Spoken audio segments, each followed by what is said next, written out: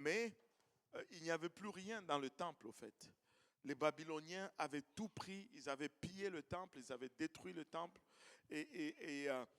Donc, c'était un culte un peu vide. Et là, les enfants d'Israël, à un moment donné, ils ont commencé à se marier avec des étrangers. C'était une époque un peu particulière où tu sais, Israël est tombé dans un état de routine, tu vois. C'est pourquoi il faut faire très attention. Il ne faut pas faire les choses juste par routine. Israël est tombé dans une phase de routine où il faisait un culte, mais que ce culte était vide. La présence de Dieu n'était pas là. Et, euh,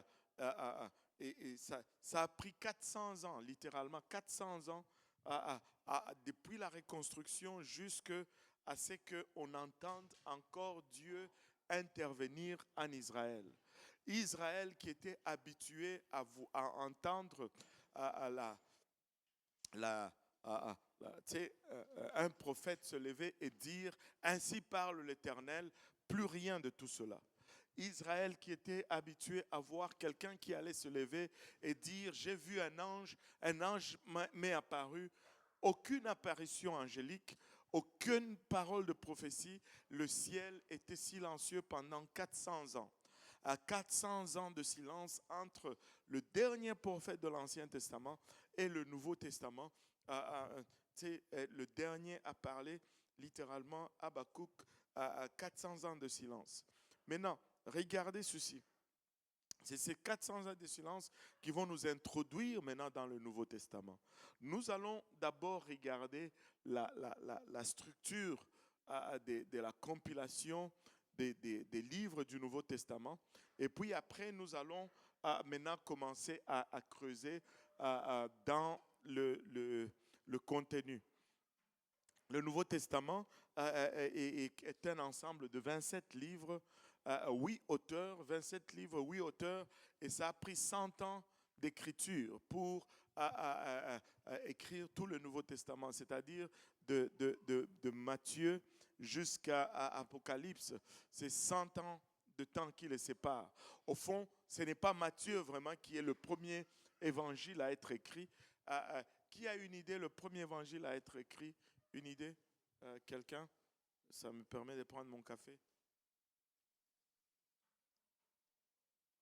Van Rich s'est même levé pour répondre à cette question.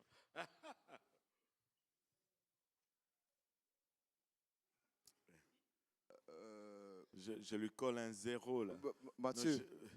euh, je dois lui coller un zéro à Van Rich. Là. Matthieu est le premier livre dans l'ordre selon que c'est classé dans le Nouveau Testament, mais ça ne serait pas le premier évangile. Matthieu serait écrit dans les années 70, mais avant cela, probablement, c'est le livre de Marc qui a été écrit en premier. Le livre de Marc serait écrit en premier et le dernier évangile à être écrit serait le livre de Jean. Jean, c'est le dernier évangile. Au fond, quand l'apôtre Jean a écrit l'évangile selon Jean, il aurait écrit après avoir écrit l'Apocalypse. Il a d'abord écrit l'Apocalypse et puis il a écrit l'évangile de Jean. Quand tu vois, je vais vous parler pourquoi c'est visible quand tu le lis même. Maintenant, donc 100 ans d'écriture, oui, auteur. Paul, à lui tout seul, a écrit presque le tiers le 3/5, je dirais, du Nouveau Testament. Il a écrit la plupart des épîtres et on va parler de Paul aussi comme on avance. Maintenant, 4 livres biographiques, les 4 évangiles, avec un livre d'histoire, le livre des actes, suivi des livres écrits aux églises, les épîtres. Les épîtres, ce sont des lettres écrites à des églises. Et suivi d'un dernier livre prophétique, le livre d'Apocalypse, c'est le seul livre prophétique du Nouveau Testament. Maintenant, regardons les 4 évangiles. Les 4 évangiles, ce sont des biographies du Seigneur Jésus-Christ. On dit des 3 premiers évangiles, Matthieu, Marc et Luc, que ce sont des évangiles synoptiques. C'est-à-dire, ils suivent en quelque part une certaine chronologie de la vie de Jésus-Christ. Et si tu veux comprendre vraiment la profondeur du message, ça c'est un principe que tu dois souvent avoir en tête. C'est que tu dois au minimum te questionner ou te demander à qui était écrit le livre ou la lettre. Parce que quand tu détermines à qui cela est écrit, ben ça t'aide à comprendre les nuances dans ce qui est écrit. Ça t'aide à comprendre même certaines recommandations qui sont données là-dedans. Bon, allons-y avec Matthieu. Matthieu a été écrit aux Juifs. L'évangile de Matthieu a été écrit aux Juifs. Les Juifs, quand Matthieu écrit, il avait les Juifs en tête. Et c'est pourquoi quand tu lis l'évangile de Matthieu, tu vas trouver beaucoup de références aux écrits juifs. Matthieu est littéralement en mission pour démontrer aux Juifs que le Messie dont il est question dans vos écrits, c'est Jésus que vous voyez. Et c'est pourquoi il va dire souvent, ceci arriva comme il est écrit, ou Jésus fit ceci comme il est écrit, et selon que les prophètes ont annoncé. Il va faire encore et encore et encore référence aux écrits juifs, parce qu'il veut démontrer aux Juifs que Jésus est le Messie dont il est question dans leurs écrits. Et c'est Matthieu. Matthieu était un Juif, mais un publicain. Un publicain, c'était un Juif, mais qui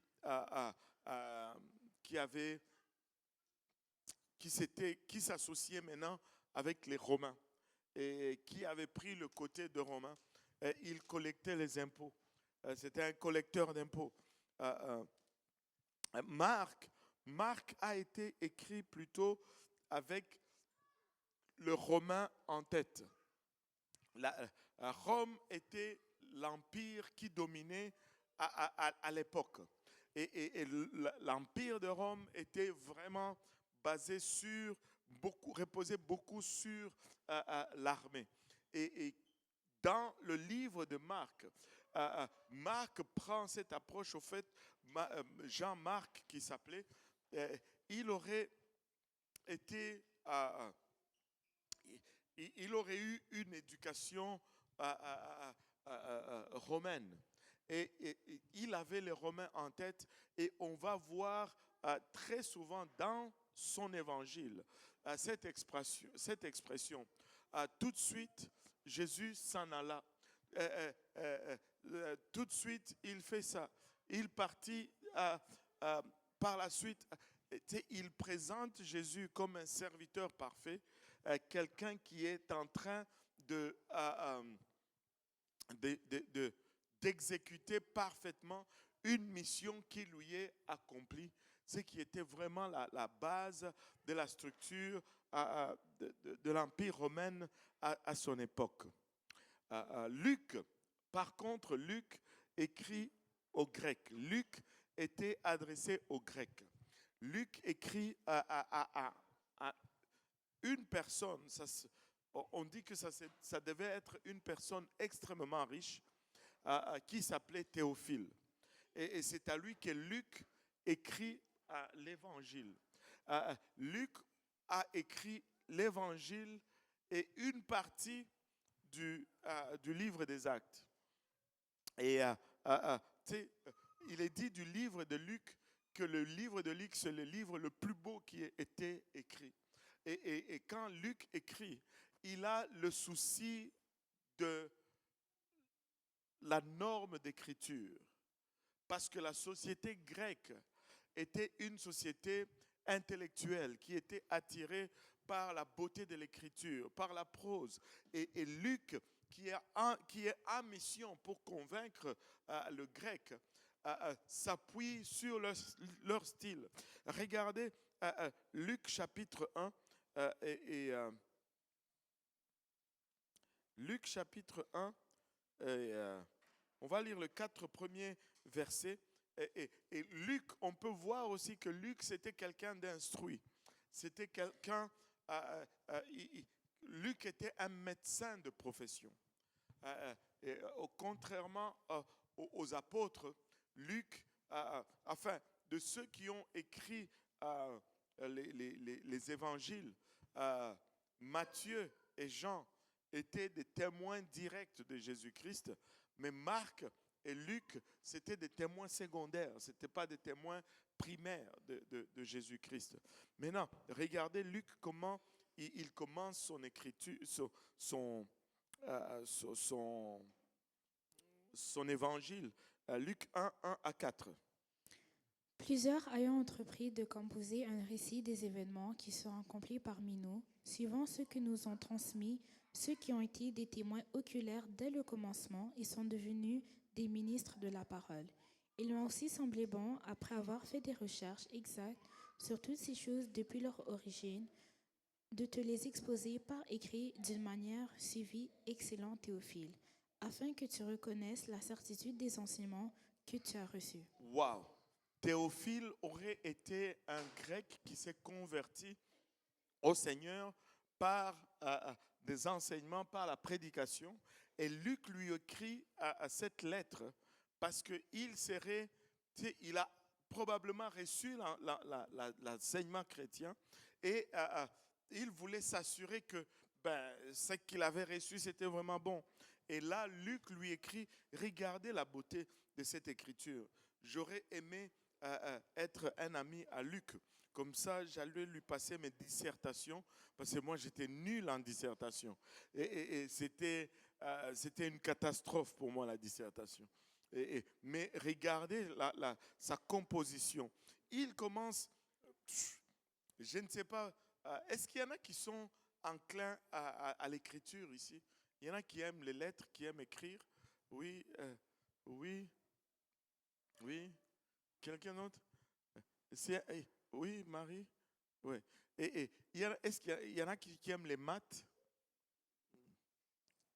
Ouais. Wow. Moi, les maths. Ne me donnez pas les lettres. Aïe, aïe, aïe, aïe, aïe. Les lettres, là, moi et les lettres, nous sommes deux. Et donnez-moi les chiffres. Les chiffres, c'est plus logique. En tout cas, anyway, j'étais tellement pas bon en français que je pense que il n'y a que 2 choses que j'ai gardées vraiment de mon passage à l'école secondaire dans toutes les classes de français. Je me rappelle de mon chou, mon bijou, vient sur mes genoux, prend ses cailloux et ses bijoux, chasse-moi ces tiboux couverts de poux. Est-ce qu'il y en a qui se rappellent de celui-là? Et là, je sais que là, il fallait mettre X à la fin quand ça devenait au pluriel. Vous vous rappelez? Vous avez appris ça? Alléluia. Et la deuxième que je me rappelle, c'est tous les noms qui finissent par I-O-N sont au féminin sauf 2.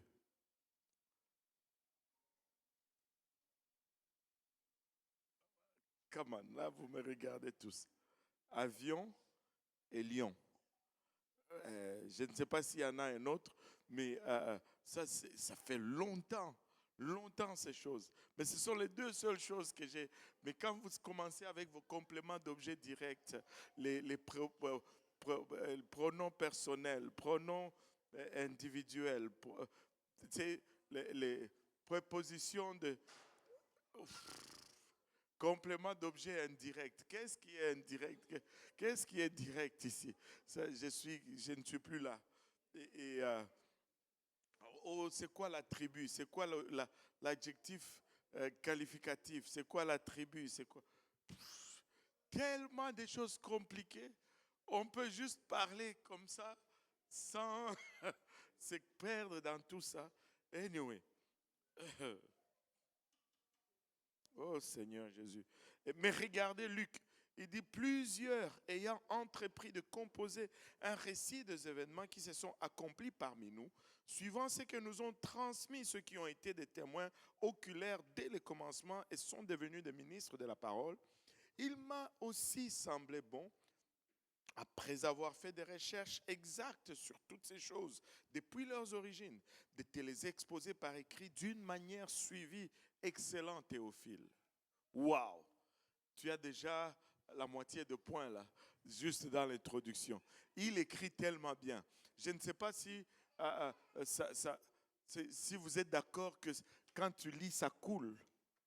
Hein? Amen. Il dit, afin que tu reconnaisses la certitude des enseignements que tu as reçus. On voit que c'est Luc qui a commencé aussi à écrire le livre des Actes, parce que quand on lit Acte 1 et 2, on voit que c'est la suite. Acte, c'était la deuxième lettre que Luc a écrit à ces messieurs Théophile, qui devait être un homme riche, un homme noble. Acte 1 et 2.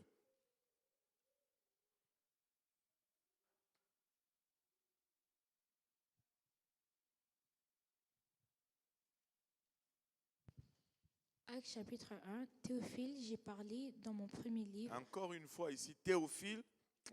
de tout ce que Jésus a commencé de faire et d'enseigner dès le commencement, jusqu'au jour où il fut enlevé au ciel, après avoir donné ses ordres par le Saint-Esprit aux apôtres qu'il avait choisis. Wow! Et quand tu lis le livre des Actes, certes, il commence plutôt le livre de Luc, sa première lettre. Il commence au début et il finit où Jésus a été enlevé sur le mont des Oliviers. Là, Luc est l'écrivain du livre de Luc, l'évangile de Luc et des Actes des apôtres. Maintenant, et Luc, quand il écrit, il a les Grecs en tête. Et il utilise la beauté de l'écriture pour avoir accès à cette société. Maintenant, Jean, alléluia, Jean est à part. Jean n'est pas compté comme un évangile synoptique. Jean, même dans sa façon de commencer son évangile, il est différent de tous les autres. Jean n'est pas écrit aux Grecs, Jean n'est pas écrit aux Romains, Jean n'est pas écrit aux Juifs, mais Jean est écrit à un groupe particulier. Jean est écrit aux chrétiens. Jean est écrit à l'Église. Jean est écrit avec le chrétien en tête. Jean, quand il écrit, il est en mission pour démontrer ou pour dire et convaincre à ces chrétiens que c'est Jésus en qui vous avez mis votre espoir. Nous avons chanté ici, tout mon espoir est établi. C'est Jésus en qui vous avez mis votre espoir. Il n'est pas un simple prophète, il n'est pas un simple envoyé de Dieu, il est Dieu manifesté dans la chair. Quand Jean commence à écrire, il a cette pleine révélation de la divinité de Jésus-Christ.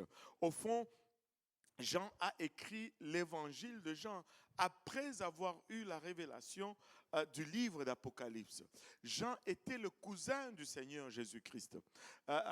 Mais toute sa vie, il a vécu, il était le plus proche de Jésus. La Bible nous dit même qu'il était le disciple que Jésus aimait. Mais Jésus ressuscité, que Jean voit au ciel, il ne court pas vers lui pour dire « Hé cousin ».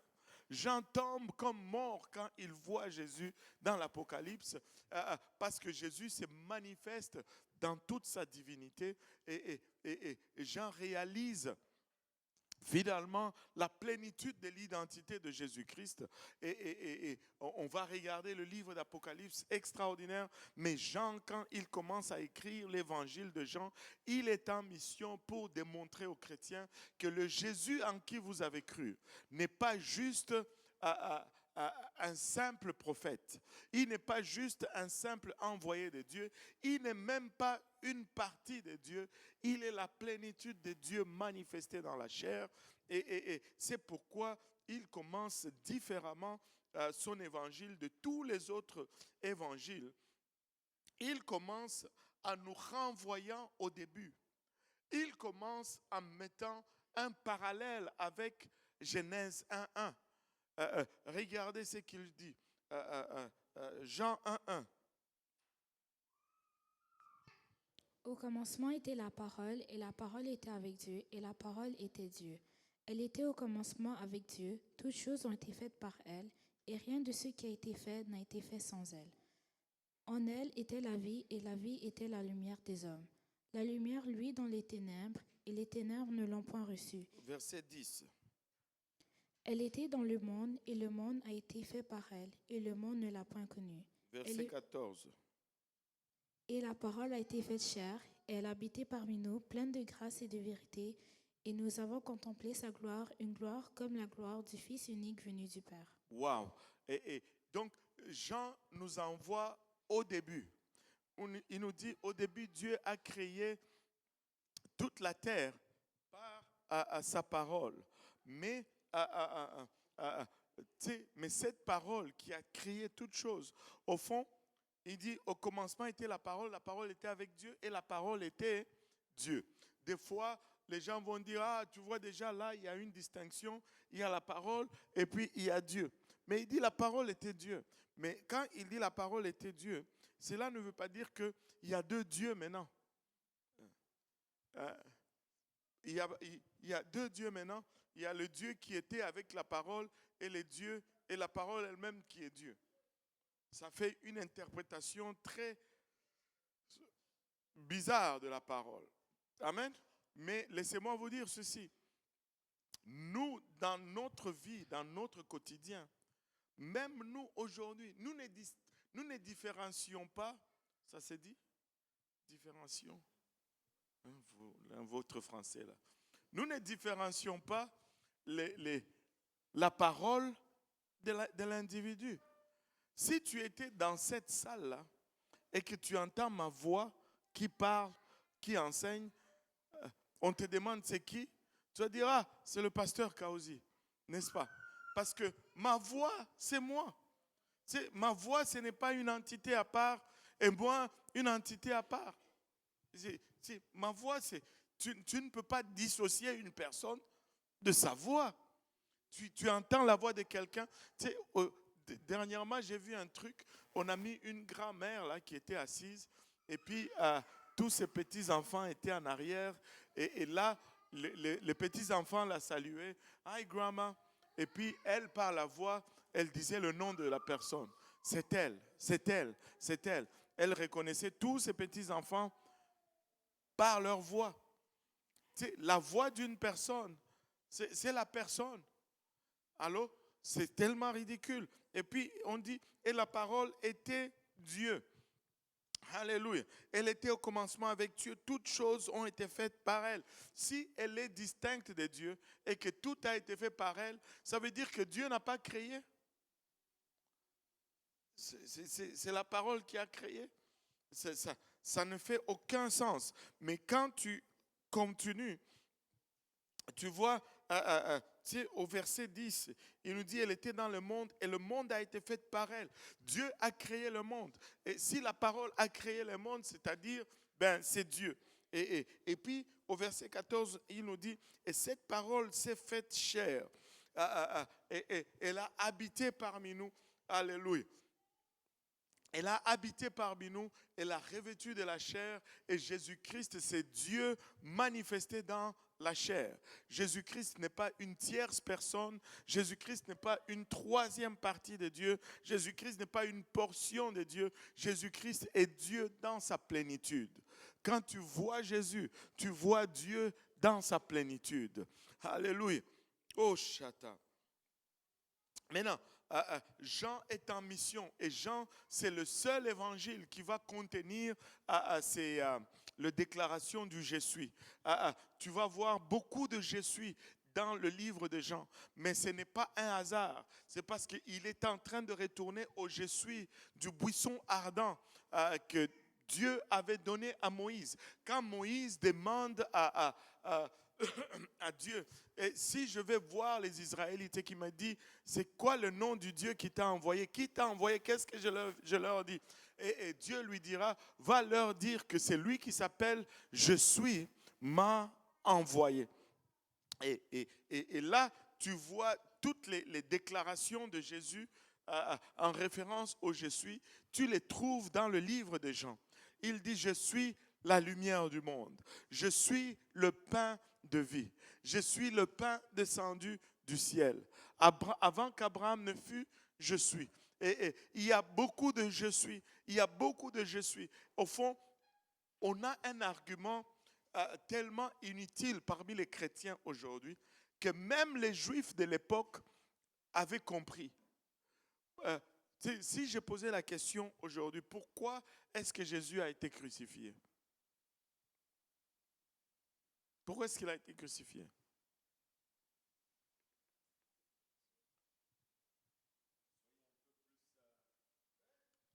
Il faut qu'on...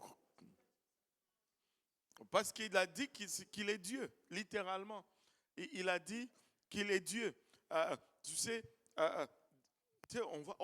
on le verra à un moment donné, dans le chapitre 8, il y a beaucoup de je suis du livre de Jean.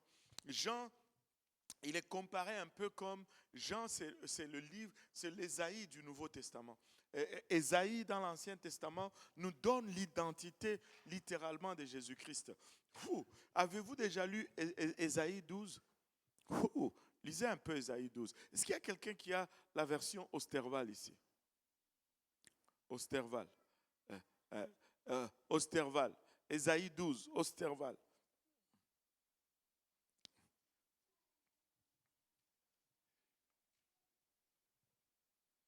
Isaïe 12, ça dit, en ce jour-là, tu diras, je te loue, ô Éternel, car tu étais courroucé contre moi, mais ta colère a pris fin et tu m'as consolé. Voici Dieu est mon salut, j'aurai confiance et je ne craindrai point. Quand il dit Dieu est mon salut, Louis II dit voici Dieu est ma délivrance. Mais le mot original c'est Dieu est mon salut. Et vous savez c'est quoi le mot grec? C'est très facile de le trouver. Si vous avez Eastword, vous allez trouver les concordances. Et à chaque mot, il y a le mot original grec ou dans ce cas hébreu. Et quand tu regardes Ésaïe, je vais juste y aller. Hein. Attends. King James Plus, Ésaïe 12, Isaiah 12. Il dit,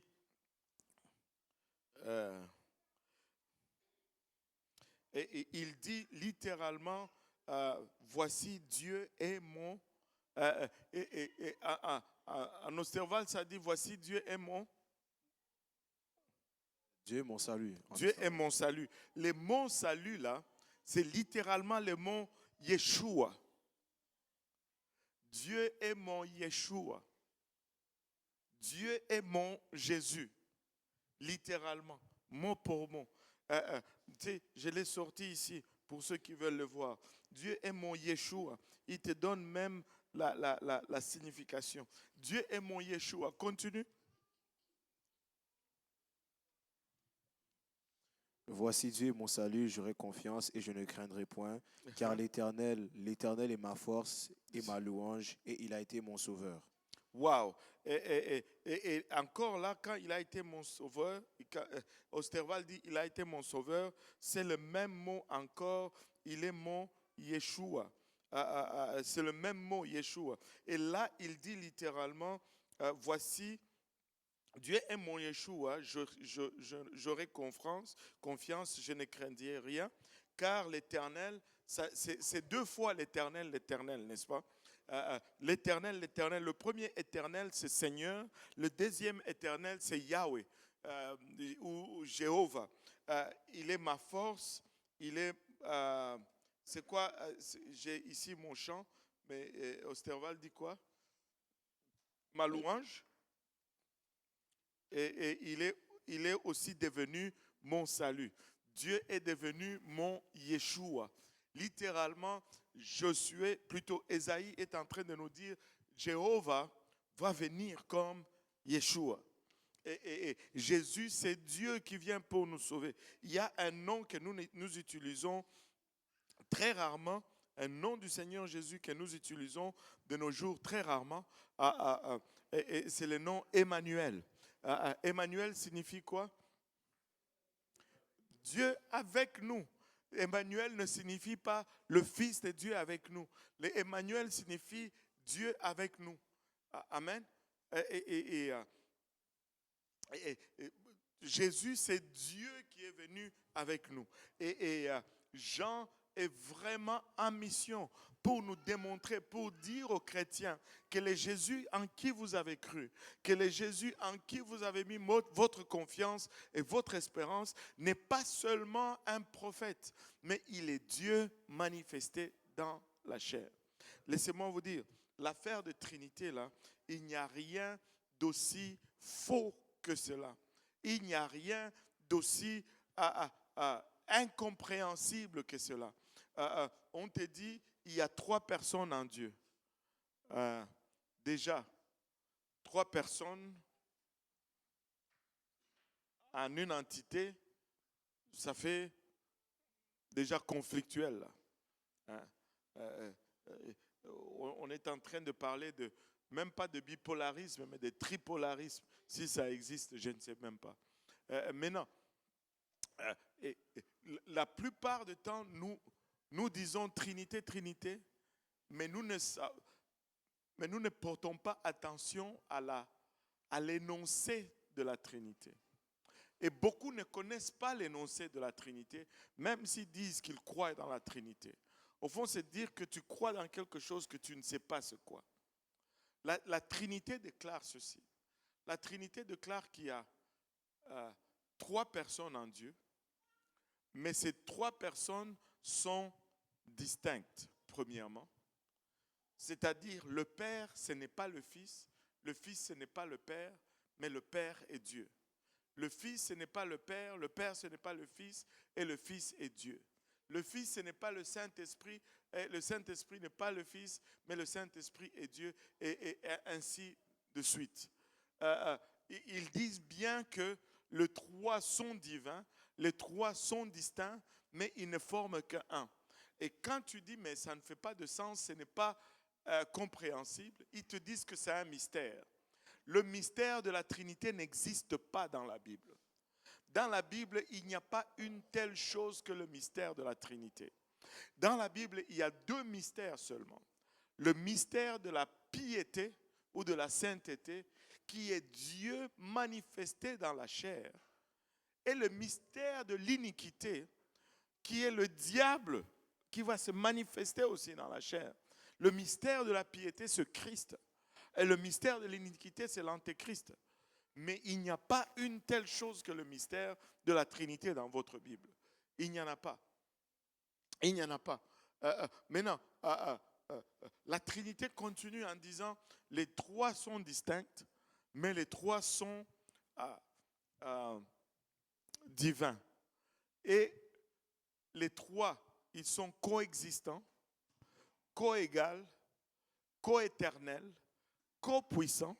C'est-à-dire, le Père n'est pas plus puissant que le Fils, et le Fils n'est pas plus puissant que le Père, ainsi de suite. C'est copuissant là, déjà, ça ne marche pas. Les gens ont peur de ces versets, mais ce sont des versets qui confirment l'unicité au nom de la Trinité. Les gens vont dire, mais comment expliquer alors Jésus priait au Père? Jésus priait au Père. À qui est-ce qu'il était en train de prier? Il était en train de prier à lui-même. On a peur de dire cela. Mais moi, je veux dire, oui, il priait à lui-même. Je vais vous expliquer. Si ils sont copuissants, et que Jésus prie au Père, ils ne sont plus qu'aux puissants. C'est toujours, l'inférieur prie toujours au supérieur. Si Jésus est Dieu, qu'il prie à un autre Dieu, il n'est plus Dieu au fait. Un Dieu ne prie pas. Allô? Dieu ne prie pas. S'il commence à prier, on est foutu. On est fini. On est fini. Dieu ne prie pas. Mais Jésus était 100% homme et il était 100% Dieu. Quand Jésus prie, ce n'est pas l'esprit qui prie à l'esprit, mais c'est la chair, l'homme qui prie à l'esprit. Pour que cette chair soit soumise à l'esprit qui habite en elle. Il devait prier parce que c'est le processus d'amener la chair en soumission. Aujourd'hui, quand tu reçois le Saint-Esprit, si tu ne pries pas, ta chair ne va pas être soumise au Saint-Esprit qui est à l'intérieur de toi. Alors, ce n'est pas Dieu qui priait à Dieu, non, c'est la chair qui priait à l'Esprit. Dieu ne prie pas à un Dieu. Donc, au lieu d'avoir peur, ayez confiance, parce que la parole se défend elle-même. Amen. La parole se défend elle-même. Jésus est Dieu manifesté dans la chair. Et ça, c'était la mission de Jean. Jean était en mission pour nous démontrer que Jésus était Dieu manifesté dans la chair. Maintenant, le livre des Actes. J'aime ce chapitre. Le livre des Actes, c'est le seul livre d'histoire. Le livre des Actes nous donne l'histoire de l'Église. Le livre des Actes commence avec la naissance de l'Église. Le jour de la Pentecôte, c'est la naissance de l'Église. Au fait, si on devait vraiment tracer une ligne quelque part, le Nouveau Testament allait commencer à partir du livre des Actes. Parce que c'est là où l'Église est née. Les évangiles sont encore dans l'Ancien Testament. Les évangiles sont sujets à la loi. La grâce n'est pas encore active dans les évangiles. Le livre des Actes, c'est vraiment le début. Mais bon, on ne va pas perdre le temps là-dessus. Le livre des Actes est le livre de l'histoire. On voit dans le livre des Actes la naissance de l'Église, comment l'Église évolue. Et maintenant, si on voit dans le livre des Actes la naissance de l'Église, la meilleure place où aller regarder pour voir comment être sauvé, parce que sauver égale littéralement entrer dans l'Église, il faut aller dans le livre des Actes. Si tu veux savoir comment les Juifs sont sauvés, regarde dans le livre des Actes. Si tu veux savoir comment les Samaritains sont sauvés, regarde dans le livre des Actes. Si tu veux savoir comment les gentils ou les païens sont sauvés, regarde dans le livre des Actes. Tu vois toutes les catégories, comment ils sont sauvés, tu le vois dans le livre des Actes. Des gens vont regarder aux épîtres pour essayer de déterminer le salut. Et c'est là d'où vient l'erreur. Les épîtres, au fond, tu peux regarder aux épîtres, mais il faut que tu aies la bonne perspective. Et la perspective, c'est celle-ci. Les évangiles pointent vers l'avant. On va vous montrer comment vous allez être sauvés. Les évangiles pointent vers le livre des Actes. Amen. Vers le livre des Actes des Apôtres. Mais les épîtres pointent vers l'arrière. Les épîtres sont écrits pour corriger les problèmes qui commençaient à naître dans les églises, pour ramener l'église à l'état qu'elle a dans le livre des Actes. Donc les épîtres pointent vers l'arrière, les évangiles pointent vers l'avant, mais le livre charnière, c'est le livre des Actes. Si tu veux savoir comment être sauvé, regarde dans le livre des Actes. Il y en a qui vont dire Romains 19, 10. Romains 19, 10. Je l'ai entendu même cette semaine. Romains 19, 10. Donne-moi un peu Romains 19, 10. Je pense qu'on l'avait lu, non? Romains 19, 10. On ne va pas passer le temps avec ça. Si tu crois dans ta bouche, en fait, si tu crois dans ton cœur et que tu confesses dans ta bouche, blablabla, tu es sauvé. Oui, mais ça, ce sont des gens qui ont déjà obéi à l'évangile. C'est l'épître de Paul à l'église qui est à Rome. Amen. Si une lettre est écrite à l'Église, il faut comprendre que l'écrivain comprend que ces gens ont déjà obéi à l'Évangile. Amen. Hein? Si Ariel avait des problèmes, encore mon ami Ariel, si Ariel avait des problèmes dans sa marche aujourd'hui, je ne veux pas lui demander d'aller se refaire baptiser. Je vais lui demander de confesser, de se repentir et de continuer à marcher. Amen. Et si quelqu'un entend cela et qu'il ne réalise pas qu'Ariel était déjà repenti, Ariel était déjà baptisé au nom de Jésus, Ariel était déjà rempli du Saint-Esprit, il va mal interpréter cela parce qu'il n'a pas pris en considération à qui cette recommandation est destinée. Tu vois? Donc, le salut s'obtient par l'évangile, la mort, l'ensevelissement et la résurrection de Jésus-Christ. Acte 15, plutôt Acte 15, pas Acte 15, 1 Corinthiens 15, versets 1 à 4. Est-ce que vous voulez qu'on le lise? Bah, tant qu'à faire, on va le lire. C'est toujours bon de lire l'évangile. Et laissez-moi vous dire, vous devez aimer l'évangile. C'est par ça qu'on est sauvé, mes amis. On doit toujours être excité quand on entend l'évangile. Parle, maman. Je vous rappelle, frères, Je vous rappelle, frère, l'évangile que je vous ai annoncé. Pause. Tu vois, c'est l'épître de Paul aux Corinthiens. C'est-à-dire des gens qui ont déjà entendu l'évangile. 1 Corinthiens 15, c'est-à-dire des gens qui ont déjà entendu l'évangile. Je vous rappelle, frère, l'évangile que je vous ai annoncé, que vous avez reçu, dans lequel vous avez persévéré, et par lequel vous êtes sauvés. Oh, et par lequel vous êtes sauvés. Comment? Si vous le retenez, tel que je vous l'ai annoncé. Autrement, sinon, vous aurez cru en vain. Vous aurez cru en vain.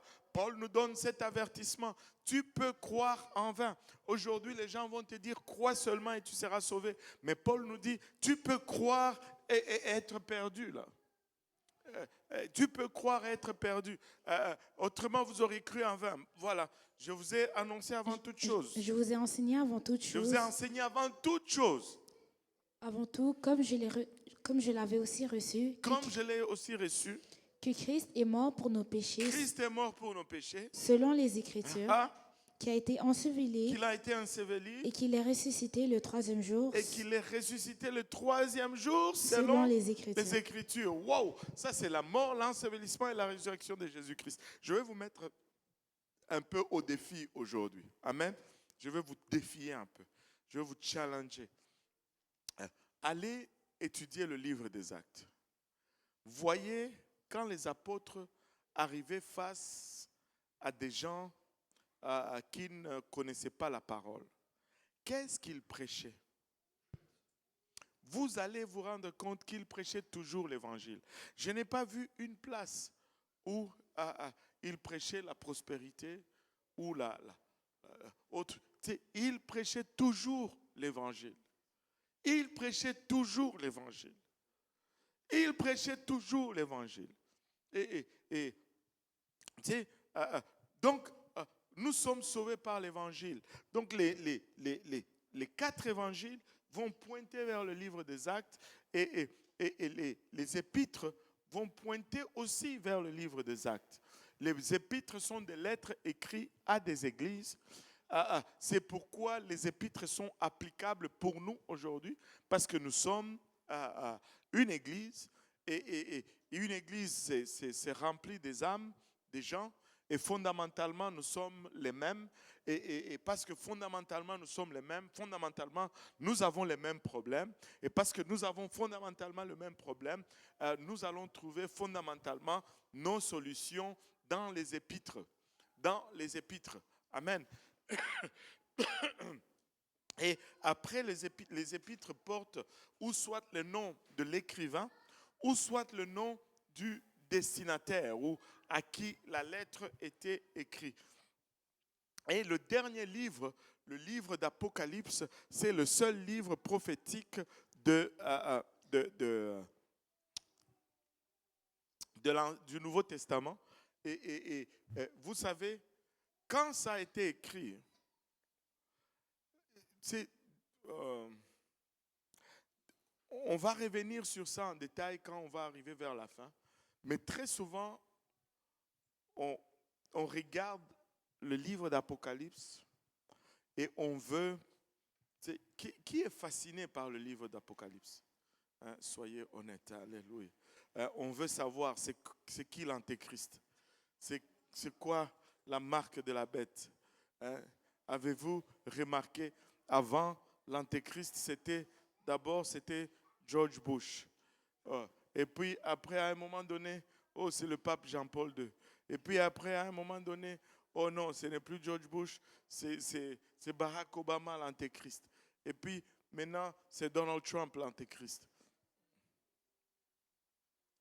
Alléluia. Bon, la marque de la bête, 666. Il y en a qui disent que c'est les barcodes, parce que dans les barcodes, il y a des 6 là-dedans. Et il y en a qui disent que c'est ce chip qu'on va nous implanter dans les mains, dans le visage. Et il y en a qui disent que 666, c'est le code QR. Tous ceux qui sont faits vacciner contre la COVID, là, nous sommes toujours dans les spéculations. Et vous savez pourquoi? Mais c'est parce que la prophétie, c'est vraiment ça, littéralement. C'est seulement quand c'est arrivé qu'on peut dire que c'est ça. Mais quand on n'est pas encore arrivé, ben, c'est de la spéculation. Et notre problème, quand nous approchons la prophétie ou les prophéties, nous cherchons à identifier des éléments singuliers ou des points. Tu sais, on veut connaître l'antéchrist, on veut connaître les faux prophètes, on veut connaître, tu sais, mais le but de la prophétie, c'est pas ça, là.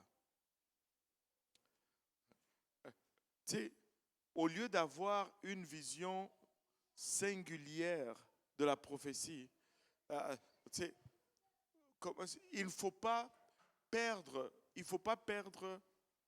la vision globale de la prophétie alors qu'on est en train de se disputer les détails, au fait. On peut se tromper dans les détails, mais avoir une vision globale correcte de la prophétie. Maintenant, le but de la prophétie, c'est quoi? C'est pas que on va voir, oh ça c'est arrivé, ah ça c'est, on veut plus. Il y en a qui ne veulent plus aller aux États-Unis parce que c'est quoi? Donald Trump qui est l'antéchrist. Laissez-moi vous dire, ça ne fonctionne pas comme ça. Il y en a même, j'ai entendu des gens qui disent, ils vont acheter des terres loin là, ils vont faire leurs propres affaires pour sortir du... comme ça, quand l'antéchrist va venir, ils vont vivre là cachés. J'ai dit, mais attends, tu as perdu la tête ou quoi? C'est pas ça qui va te sauver.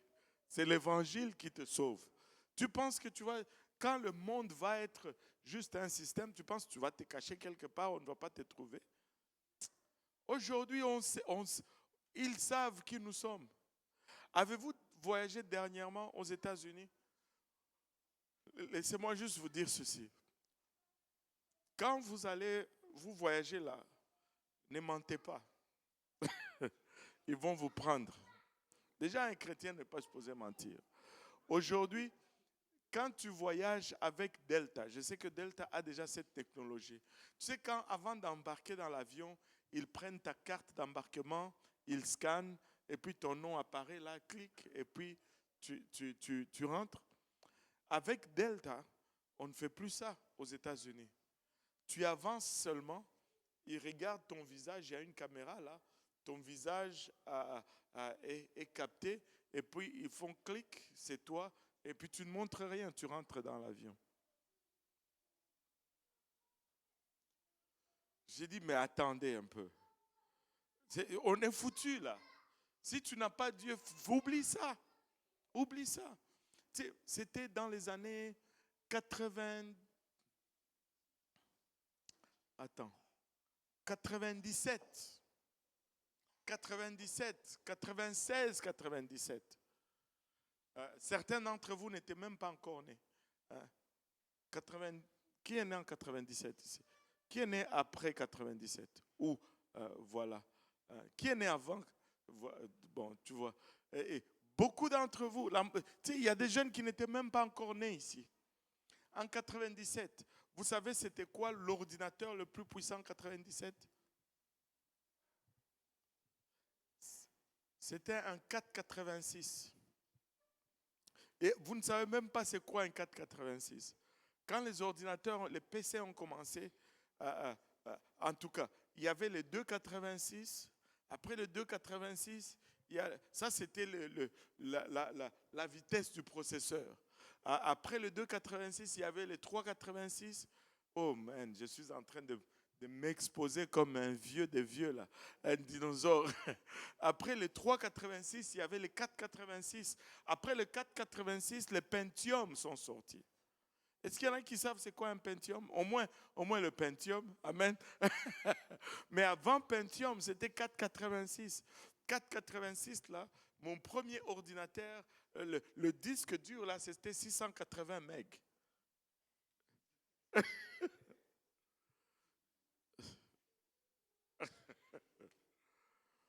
Et c'était le top des tops.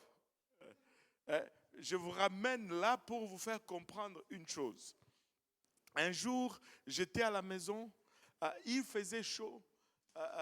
J'étais assis dans mon petit salon, j'avais un 3,5, j'étais encore étudiant à l'ENA. Et là, j'ai vu quelqu'un en face de moi rentrer dans une petite camionnette qui appartenait à mon voisin. Et il est sorti de la camionnette avec un coffre d'outils. Mais c'était clairement un voleur. Bon citoyen, j'appelle le 911. En avant de chez moi, il y a quelqu'un qui vient d'entrer, il vient de voler un coffre. Là, la voiture, j'habitais sur la 10e avenue, juste en arrière de l'église de Saint-Michel. Là. 10e avenue et Jarry. Juste la maison qui est juste avant le stationnement, là. C'est là où j'habitais. Et là, le monsieur est parti vers Jarry. Il y avait une voiture de police qui venait sur la rue, les lumières éteintes. Et là, je descends vite de mon appartement. Je vais le voir, je lui dis, ils viennent de partir par là. Ils sont partis là-bas, ils ne l'ont pas trouvé. Et puis ils sont revenus. Après, c'était moi le problème. Il a commencé à me poser des questions. Qu'est-ce que vous faisiez? Là, j'étais dans mon salon, là, mon appartement est là, je regardais juste dehors. Je n'arrivais pas à dormir, j'avais chaud. Vous habitez là, c'est quoi l'adresse? J'ai dit, c'est le 8017 97. Je disais toujours 8017 parce que quand je disais 97, les gens écrivaient 97. Et là, il rentre ça dans son petit ordinateur là. Je parle de l'époque de 96. Il rentre ça dans l'ordinateur de voiture de police.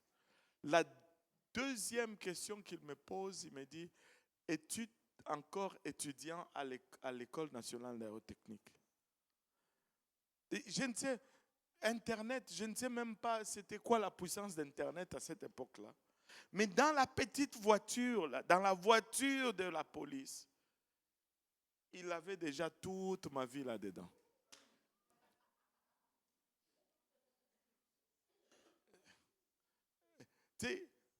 Tu ne vas pas, tu vas te cacher où? Arrête. Sois prêt. Jésus vient, on part. C'est tout ce que... Tu vas te cacher où? Tu ne peux pas. Tu ne peux pas. Oui. Sœur Viviane.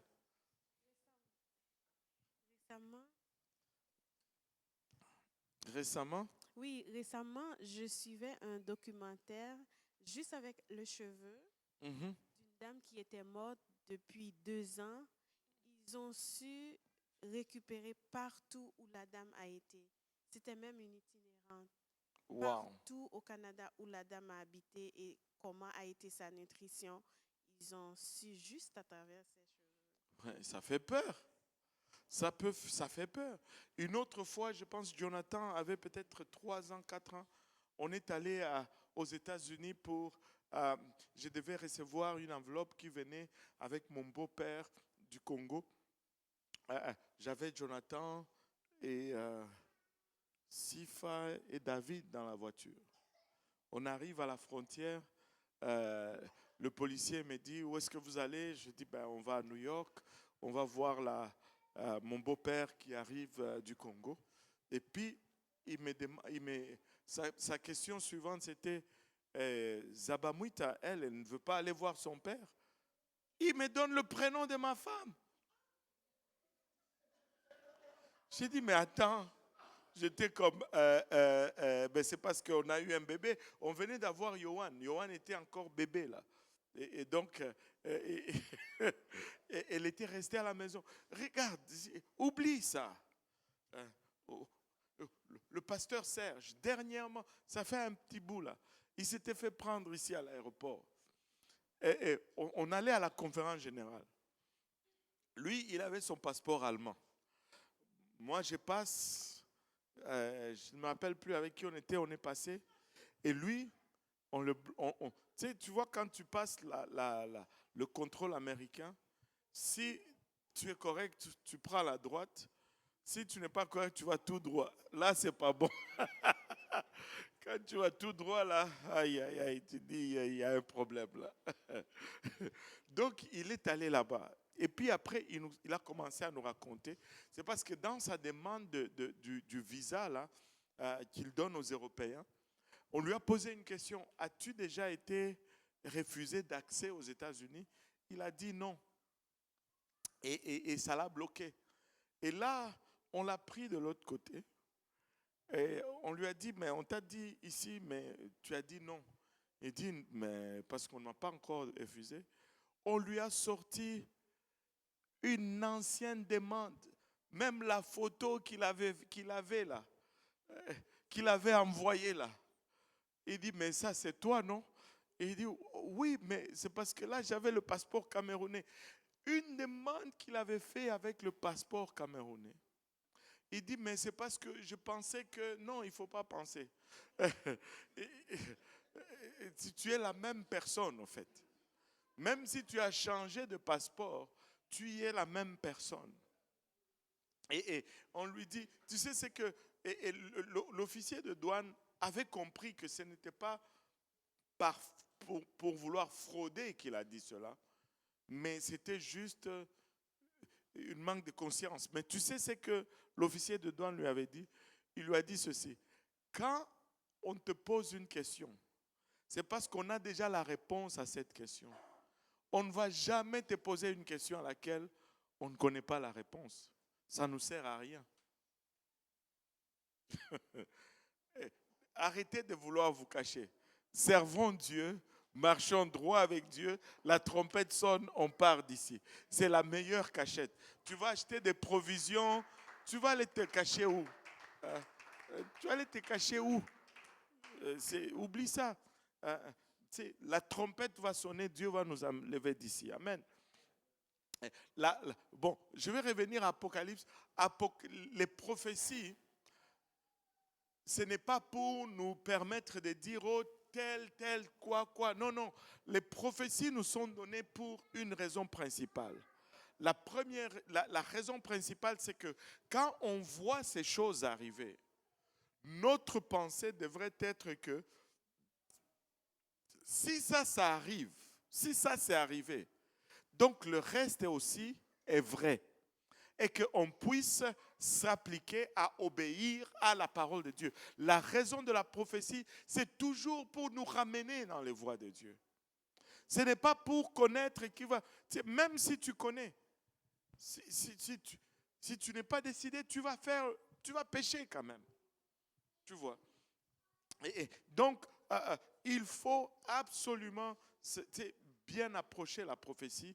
Et on approche la prophétie parce que, en réalisant que si cela est arrivé, alors c'est que l'Évangile nous dit est vrai aussi.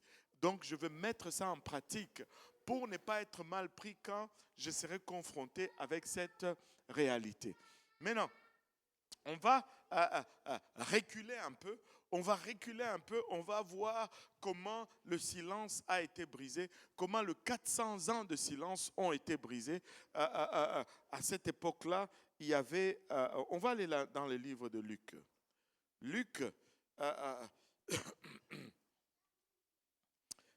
chapitre 1, à partir du verset 5.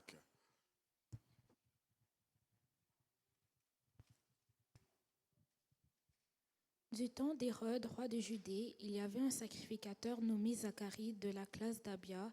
Sa femme était d'entre les filles d'Aaron et s'appelait Élisabeth. Tous deux étaient justes devant Dieu, observant d'une manière irréprochable tous les commandements et toutes les ordonnances du Seigneur.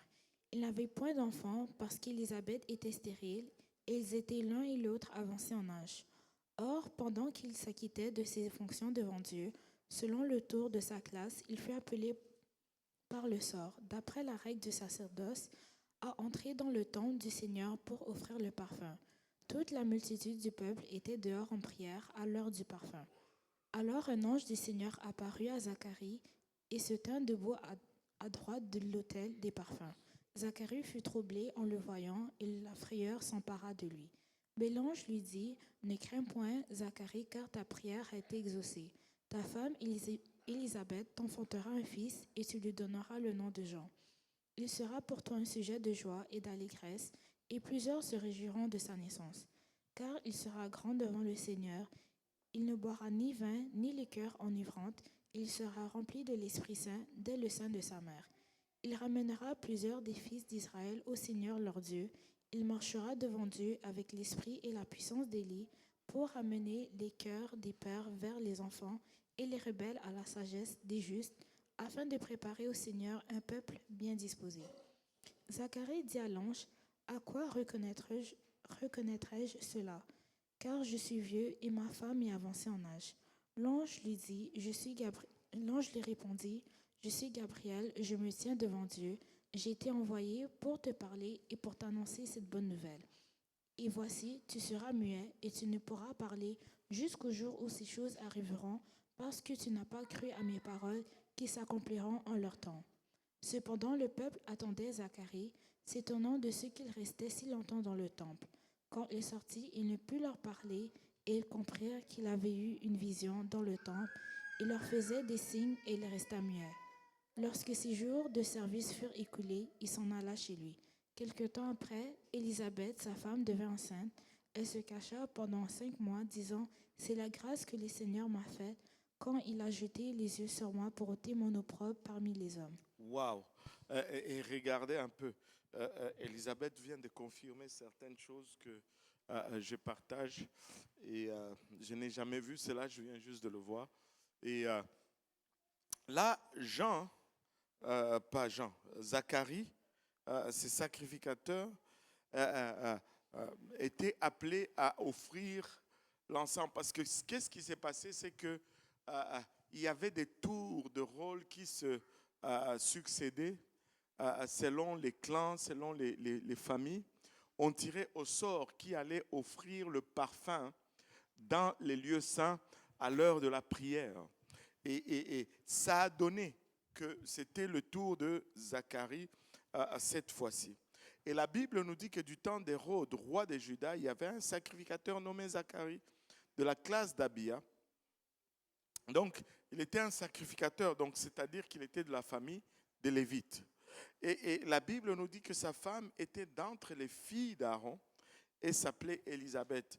Et donc, sa femme aussi était une Lévite, mais pas n'importe quel Lévite, c'était directement, il était descendant d'Aaron, c'est-à-dire de la lignée de souverains sacrificateurs, littéralement. Et maintenant, et la Bible nous dit que tous deux étaient justes devant Dieu. Ils observaient d'une manière irréprochable tous les commandements et toutes les ordonnances du Seigneur.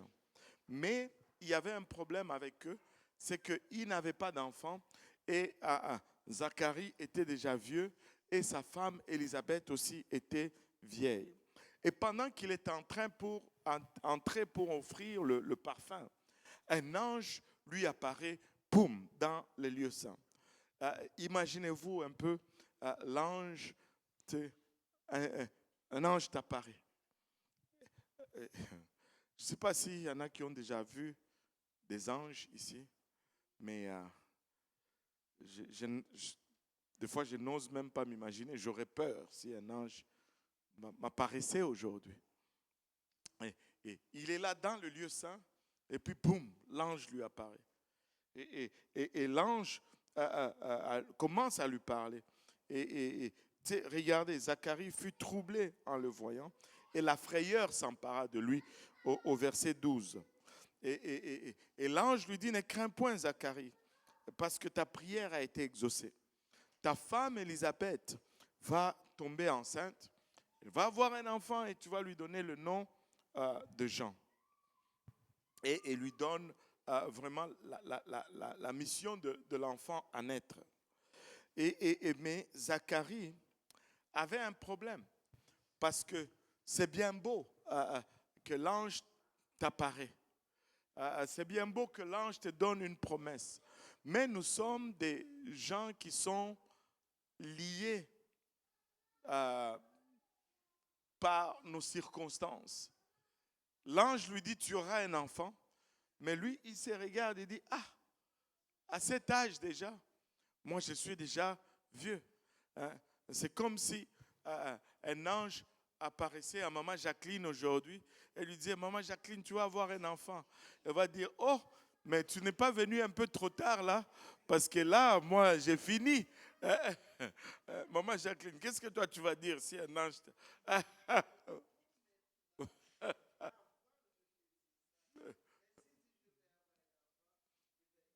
Tu vas écouter. Aïe, aïe, aïe. Que Dieu, tu connais maintenant Dieu. Alléluia. Au moins, heureusement qu'elle connaît déjà Dieu. Elle va dire, ok, elle va dire comme Marie, qu'il me soit fait selon sa volonté. Mais Zacharie n'était pas à ce point-là. Zacharie vivait dans une époque où 400 ans, aucune parole de la part de Dieu. 400 ans, aucune visitation angélique. 400 ans, le ciel était complètement muet. Et là, l'ange lui apparaît et lui dit, Zacharie, ta femme va tomber enceinte, elle va avoir un enfant et tu vas lui donner le nom de Jean. Zacharie fait, moi, maintenant, c'est pas un peu trop tard? Regardez.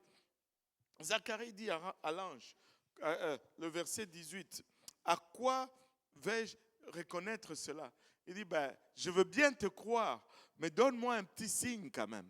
Je veux bien te croire, parce que je suis vieux. Et regardez, ça m'a toujours fait rire, la façon que Zacharie a dit ceci. On peut voir que c'était un homme sage. Il était avancé en âge et il savait comment éviter le problème. Et il dit, car je suis vieux et ma femme est avancée en âge. Il ne dit pas que ma femme est vieille. Il dit, ma femme est avancée en âge. Moi, je suis vieux, mais elle est juste un peu avancée en âge. Il ne voulait pas de problème quand il rentre à la maison. C'est comme ça. Alors toi, tu m'appelles vieille? Oh Seigneur, et le problème commence.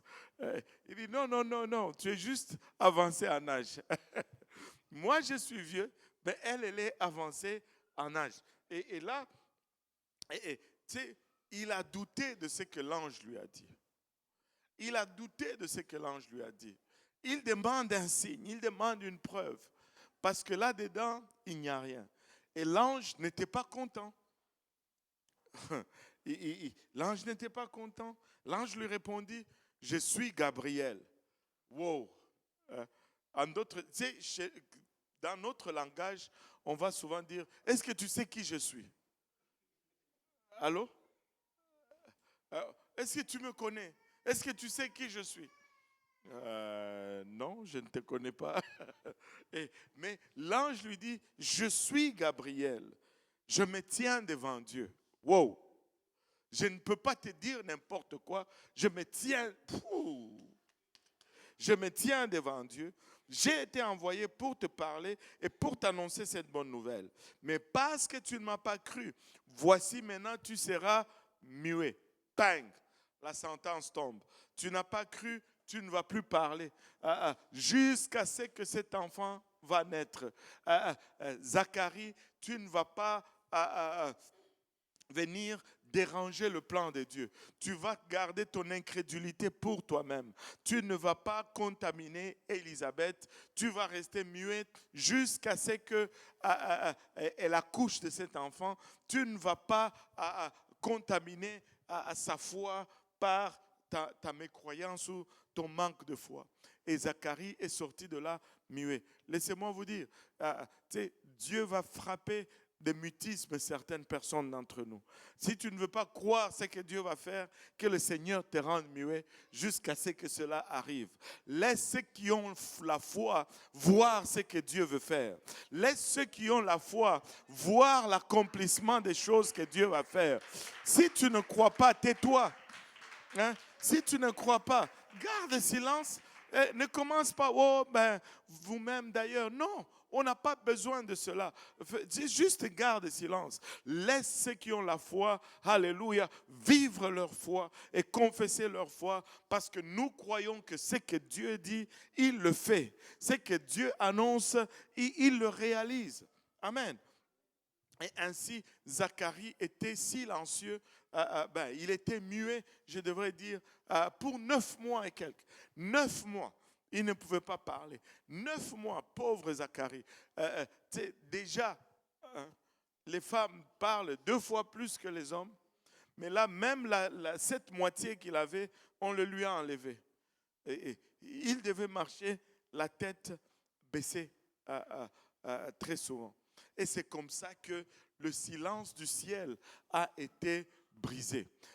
Le 400 ans de silence ont pris fin. Mais ces 400 ans de silence ont donné naissance à beaucoup de fausses doctrines, à beaucoup de pratiques qui ne sont pas vraiment propres à la parole de Dieu. Les groupes comme les pharisiens, les sadducéens, ont pris leurs racines vraiment dans ces 400 ans de silence. Alléluia. Et là, Élisabeth est enceinte. Mais le Seigneur n'a pas fini. Il est en train de commencer juste littéralement en train de mettre en branle cette nouvelle alliance. Ce qu'il a annoncé depuis des millénaires. Et pour arriver maintenant, le temps opportun est arrivé. Et là, après la naissance de Jean-Baptiste, on va voir la naissance du Seigneur Jésus-Christ lundi prochain. Jean a été le précurseur du Seigneur Jésus. Jean est celui qui est venu annoncer la venue du Messie tant attendu. Et on va voir la venue du Messie le lundi prochain, et, parce qu'il est déjà 21h. Amen. Alléluia. Est-ce qu'il y a des questions par rapport à aujourd'hui?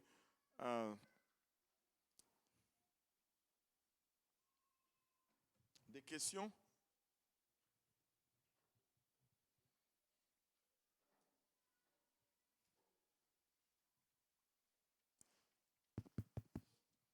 Alléluia. Amen. Gloire à Dieu.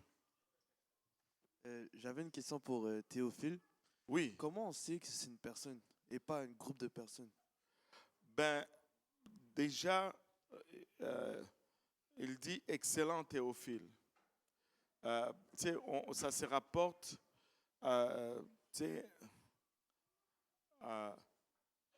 une personne. Parce que si c'est un groupe de personnes, on voit très mal comment on va dire excellent. Mais je sais qu'il y a certaines personnes qui vont dire que, parce que Théophile, ça veut dire bien-aimé de Dieu, et qui vont dire que c'est un groupe de personnes. Moi, je pense que la possibilité que ce soit une personne fait plus de sens, même si en plus si tu le regardes avec la deuxième partie. Mais que ce soit une personne ou que ce soit un groupe de personnes, ça n'affecte en rien le message que Luc a donné. Tu vois. Mais je pense que quand tu regardes plus des œuvres extra-bibliques, tu vas arriver à la conclusion que c'est une personne. Au fond, quand tu regardes, est-ce que c'est au singulier ou au pluriel? Je vais regarder un peu.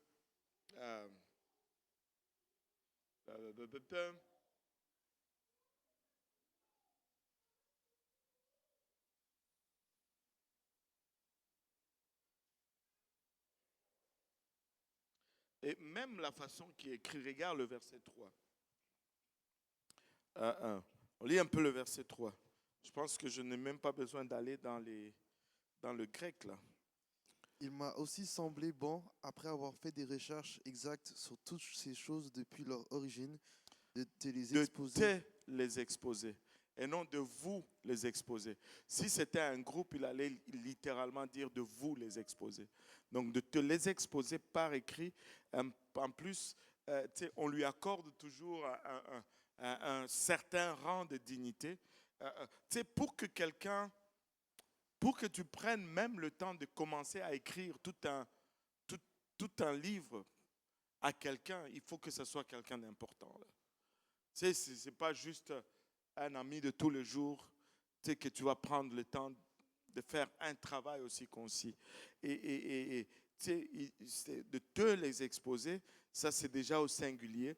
Et puis il ajoute un titre excellent, Théophile. C'est un titre accordé à une dignité ou à quelqu'un élevé, de rang social élevé. Et je pense que ça détermine vraiment plus que c'est plus une personne qu'un groupe d'individus. Ouais, je dirais ça. Maintenant, si je regarde Théophilus, ça dit seulement, ça signifie ami de Dieu. Et puis, dans le dictionnaire, ça te dit que c'était aussi un chrétien, un Christian. C'était le nom d'un chrétien. Voilà. Yes. Une autre question? Oui. Bonsoir. Oui, bonsoir Marie. Quand vous expliquez, j'essaye un peu d'avoir la forme imagée du contexte. Oui. Donc là, j'ai une question qui peut sembler bête. Je voudrais juste savoir. Non, il n'y en a pas de questions bêtes, maman. Sûrement quelqu'un veut poser la même question, mais vas-y. Je voudrais savoir sous quelle forme les anges se révélaient. Est-ce que c'était sous forme révélée ou alors sous forme humaine? Est-ce que quand l'ange Gabriel a apparu, c'est un peu comme dans les films qu'on voit, on voit quelqu'un de transparent avec des ailes et tout. Voilà. C'était sur quelle forme en fait? Oui. Moi, je crois, il n'y a pas vraiment beaucoup de détails, mais moi, je crois que la plupart du temps, quand un ange se révèle comme ça, il a une forme humaine. Il se présente comme un homme. Ils ne viennent pas avec leur forme, c'est comme on les décrit dans le livre d'Ésaïe, avec les yeux partout, et sinon, ça serait des crises cardiaques. Mais ce qui amène aussi cette crainte souvent, c'est parce que il est dans une pièce et il sait que personne d'autre n'est là. Mais soudainement, quelqu'un apparaît. Déjà ça, même quand tu es dans ta chambre, même nous les humains là, tu ne savais pas que quelqu'un était là. Et puis soudainement, la personne apparaît. Oh, tu m'as fait peur. On a déjà cette réaction, même si la personne que tu vois, tu reconnais. Il y a plein de gens qui ont peur dans l'église des fois. Quand il n'y a personne, tu es là pour la prière. Alléluia, amen, gloire à Dieu. Et que quelqu'un apparaît comme ça, tu sais, on est choqué. Maintenant, juste le fait d'apparaître comme ça crée, ça donne la peur. Mais quelle apparence ils avaient, ben, je ne sais pas vraiment. Mais je sais que quand l'apparence a un rôle à jouer, très souvent il va y avoir une description. L'ange va paraître si, c'est comme il y a... Tu sais, j'ai déjà entendu des histoires, des cas. Une histoire qui m'a fait vraiment marquer. C'est une dame qui était même venue ici lors d'une conférence des dames. Cette dame-là, son mari était alcoolique. Il l'a frappée. Il ne voulait pas qu'elle aille à l'église. Mais elle voulait aller à l'église. Et très souvent, il l'a frappée. Quand il savait qu'elle est partie à l'église, il l'a frappée. Un jour, il est sorti. Elle dit, comme il est sorti, je vais profiter pour aller à l'église. Elle est allée à l'église et il est revenu ivre. Et il disait, ben, aujourd'hui, là, quand elle va revenir, je vais la tuer. Il a pris un crowbar, vous savez, un pied de biche. Vous savez, c'est quoi un crowbar, un pied de biche? Et il était avec ça, il attendait. Quand il est rentré, il était là, ses yeux étaient rouges, ivres. Il dit, ben, où est-ce que tu étais? Elle est restée silencieuse. Elle ne savait pas quoi dire. Est-ce qu'elle ment ou elle dit la vérité? Où est-ce que tu étais? Tu étais encore à l'église. Je savais. Et il dit, je vais te tuer aujourd'hui. Et il lève le crowbar pour la frapper, mais il est resté figé comme ça. Et puis, cette affaire est tombée. Et il s'est littéralement retiré. Mais quand il explique par la suite, c'est que quand il a levé la main pour la frapper, il y a eu un géant, je ne me rappelle plus si c'était un géant ou deux géants, qui étaient juste en arrière d'elle. Alors, des costauds qui, tellement hauts, tellement grands, les musclés, et ils le regardaient, disant, ben, enfin, ce qui paraissait comme message, c'était touche-la seulement, ben, toi aussi tu vas voir comment on va te régler ton cas. Et depuis ces jours, il n'a plus frappé sa femme là. Et dans un cas où il devait monter, je ne pense pas il y avait une raison de paraître musclé. Et les anges vont changer d'apparence selon ce qu'ils veulent transmettre comme message. Mais non, des fois on va montrer Gabriel, souvent on le montre un peu plus normal, mais c'est quand on montre Michael parce que c'est l'ange guerrier, c'est le capitaine de l'armée de l'Éternel. Souvent, on va les montrer géants avec une épée. Oui, les anges ont des épées pour faire la guerre, mais on va les montrer un peu en armure. Mais il y a différentes descriptions d'anges dans la Bible. Mais la plupart du temps, la peur est déjà causée par leur apparition parce qu'on ne s'attend pas qu'ils soient là. On ne s'attend pas qu'il soit là. Et maintenant, quel aspect avec Gabriel dans le Saint des Saints? Il n'y a pas vraiment, je ne vois pas de détails là-dessus. Peut-être qu'il avait des ailes pour justement que Zacharie puisse l'identifier comme un ange. Probablement qu'ils vont avoir des vêtements quasiment brillants, ben, au moins on sait que ce ne sont pas des êtres normaux, mais des fois ils vont juste apparaître comme des hommes normaux, dépendamment de ce qu'ils veulent faire.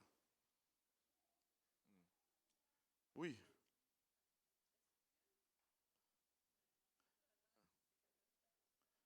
Pardon?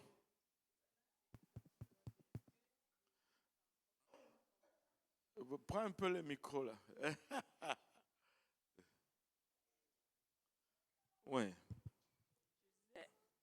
est-ce que, parce qu'un ange, c'est quelqu'un qui voit la face de Dieu, est-ce que quand il arrive vers nous, juste le Saint-Esprit qui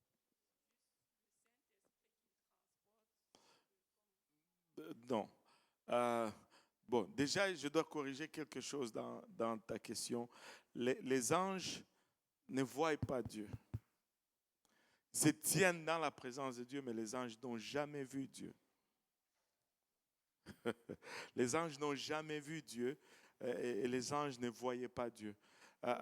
Une des belles exemples, c'est Ésaïe 6.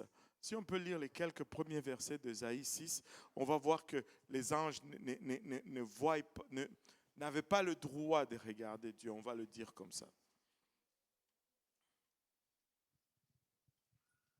Ésaïe 6, l'année de la mort du roi Osias, je vis le Seigneur assis sur un trône, très élevé, et les pans de sa robe remplissaient le temple. Des séraphins se tenaient au-dessus de lui.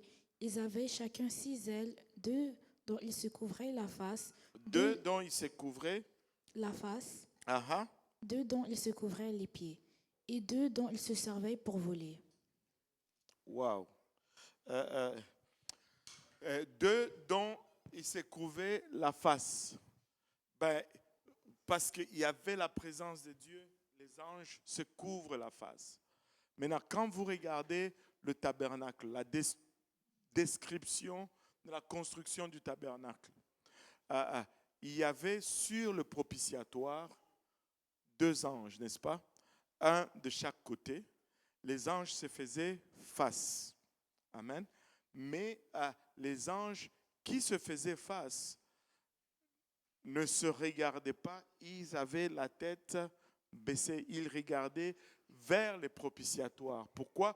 Parce que la présence de Dieu s'est manifestée entre les 2 anges et les anges ne doivent pas ou ne peuvent pas regarder directement dans la présence de Dieu. Et il y a quelque chose, avez-vous remarqué, quand le Seigneur Jésus est né, les anges étaient contents. Amen. Et ils étaient dans le chant, ils chantaient. Il y en a qui se rappellent. Vous vous rappelez pas? Les trucs qu'on chante à Noël, Hosanna, paix sur la terre. Vous ne vous rappelez pas? Hosanna, Hosanna, gloire à Dieu et paix sur la terre. Car il y a des anges qui étaient dans le chant, qui se réjouissaient et chantaient. Ils célébraient littéralement. Vous savez pourquoi ils étaient contents? Pourquoi ils se réjouissaient tellement?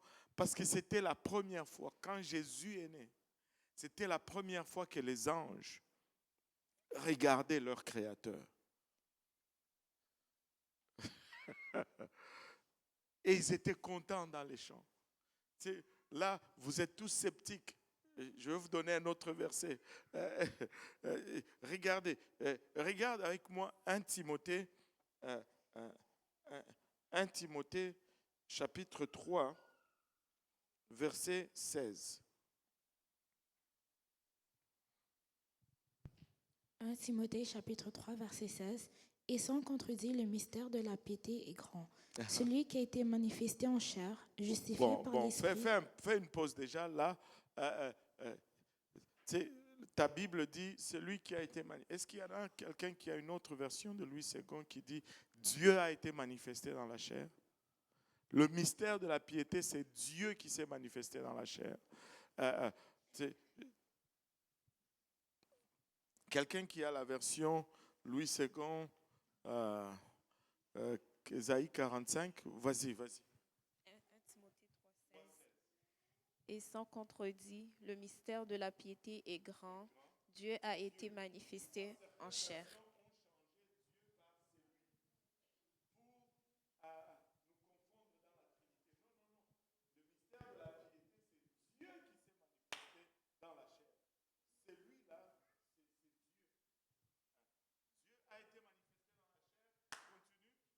Justifié par l'Esprit, vu des anges.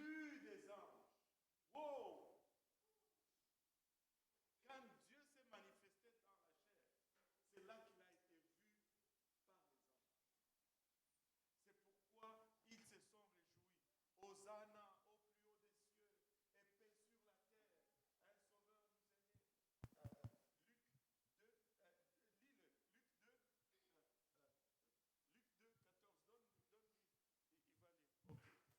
Alléluia. Donne, lis un peu. Et soudain, il se joignit à l'ange une multitude de l'armée céleste C'est louant soudain, il s'est joint à l'ange une multitude Dieu, de l'armée de céleste, l'armée céleste, c'est-à-dire beaucoup d'autres anges, louant Dieu louant Dieu. et disant Oh, gloire à Dieu gloire à Dieu dans les lieux très hauts, dans les lieux très hauts. paix sur la terre et bienveillance envers les hommes. Tu sais, c'était la fête. Aujourd'hui, on peut le voir. Aujourd'hui, on peut le regarder. Aujourd'hui, alléluia, finalement, nous pouvons voir notre Créateur quand ils ont posé pour la première fois vu des anges. Waouh! Hey. Alléluia. Et là, bon, maintenant, le reste, je me suis perdu dans la vue des anges. J'ai oublié même le reste de la question. Il transporte.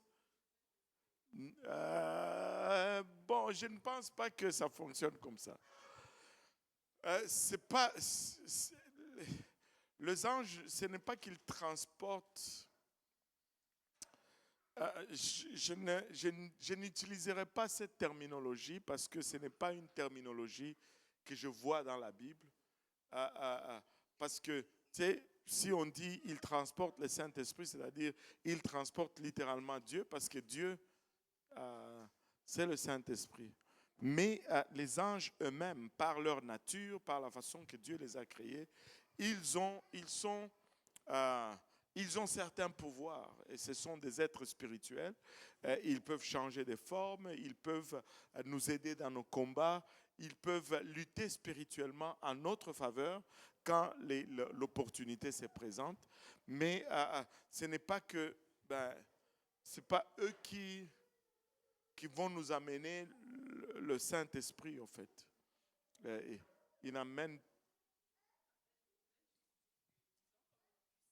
Oui, ils ont une puissance. Ah oui, ça c'est sûr. Tu sais, de la même façon, regardez. Parce que des fois, quand c'est positif, on a de la difficulté à les croire. Mais quand c'est négatif, on n'a pas besoin de nous le dire deux fois, on le croit tout de suite. S'il y avait un démon ici, tu vas sentir sa présence. Des fois, oui. Parce qu'il a certains pouvoirs démoniaques. Mais du côté de Dieu, les anges aussi, ils ont un certain pouvoir. Tu vas sentir le fait de leur pouvoir. Si moindrement tu es sensible spirituellement, tu vas le sentir. Tu vas le sentir, c'est sûr. Ce qui marche, les spirituels marchent aussi bien positivement que négativement. Des fois, si un démon je vais aller là où vraiment nous pouvons le comprendre, parce que c'est comme si vous doutez un peu de ce que je dis. Si un démon, un démon qui opère dans l'impudicité, entre dans une place, vous allez sentir des désirs impudiques monter dans les gens là. Allô? Ça, vous le croyez, non? Oh, vous ne croyez pas ça? Eh, maman Nangaye. Hein? Vous ne croyez pas ça? Je vais vous raconter une histoire. C'est pas ça. Moi, c'est pas ça. C'est pas passé ici, mais c'est une histoire qui s'est passée réellement. Tu sais, c'était un service. Dans l'ancien temps, souvent les pasteurs s'assoyaient en avant. Aujourd'hui, on ne s'assoit plus en avant. Alléluia, amen, gloire à Dieu. Il y avait un évangéliste qui était visiteur dans l'église. Il était assis avec le pasteur sur la plateforme. Et le service avait commencé, ils étaient dans l'adoration. Et soudain, il y a deux filles qui rentrent. Et puis, elles regardaient sur la plateforme. C'est comme si elles parlaient. Mais cet évangéliste, pour un temps, elle a saisi ces deux personnes. Et puis, les deux pointent, disent, ah, c'est lui le pasteur, c'est lui. Et puis, elles sont allées s'asseoir. Et cet évangéliste a regardé le pasteur, il a regardé ces deux personnes. Et puis, il demande au pasteur, il dit, je ne veux pas t'embarrasser. Es-tu en train de ressentir une impulsion impudique dans ces moments-là? Mais c'était tellement vrai que le pasteur a dit oui. Il dit, je ne veux pas t'embarrasser, ce n'est pas que c'est toi. Mais est-ce que tu connais ces deux personnes-là? Il dit non. Il dit, elles sont venues pour te faire tomber. Quand on va aller à l'autel, ne prie pas, n'impose pas les mains sur ces deux personnes. Moi, je vais prier pour elles. Et à l'appel à l'autel, ces deux ont couru en avant pour prier, compris pour elles. Mais le pasteur était averti. Quand elles étaient à gauche, il allait à droite. Et quand elles allaient à droite, il allait à gauche. Et finalement, l'évangéliste a prié pour elles. Elles n'ont pas fait 2 minutes. Elles sont sorties, elles sont parties. Tu vois? Et l'influence, ça existe, les influences spirituelles. Ça existe, mais ce n'est pas... c'est du ressort de ce que ces êtres spirituels représentent, au fait. C'est quand tu pries beaucoup, tu lis la parole de Dieu, tu te soumets. Ça c'est... Laissez-moi juste finir avec ceci, puisque vous m'avez provoqué. Et vous savez, une des façons quand on enseigne la sanctification, là, ça rapporte beaucoup. Vous souvenez-vous, quand Paul écrit aux Corinthiens, il dit que à cause des anges, la femme doit avoir la marque de l'autorité dont elle dépend sur sa tête, n'est-ce pas? Alors, vous vous rappelez de ce verset? Allez, dites-moi un oui quand même. Ouais. Soyez, les gens nous regardent, ils vont penser que j'invente ces choses-là. Alléluia. Et donc, pourquoi cela? Parce que, vous savez, tout ce que nous faisons influence le monde spirituel autour de nous. C'est si tu fais ton rebelle là, parce que moi je ne veux pas faire ceci, le pasteur enseigne cela, bon, quand il est là, tu fais comme si, mais quand il n'est pas là, non, il y a tout un monde spirituel qui t'observe. Et par rapport au message que tu donnes, tu vas attirer soit d'un côté, soit de l'autre. Et c'est très important, c'est pourquoi la parole de Dieu dit clairement que l'homme doit couper les cheveux et que la femme ne doit pas couper les cheveux. Et c'est la seule marque distinctive qu'on a qui littéralement indique notre sexe. Et quand les anges voient une autre obéissance dans cela, ils s'approchent et ils interviennent dans nos affaires. Mais quand on montre la désobéissance dans ces aspects-là, les anges se retirent.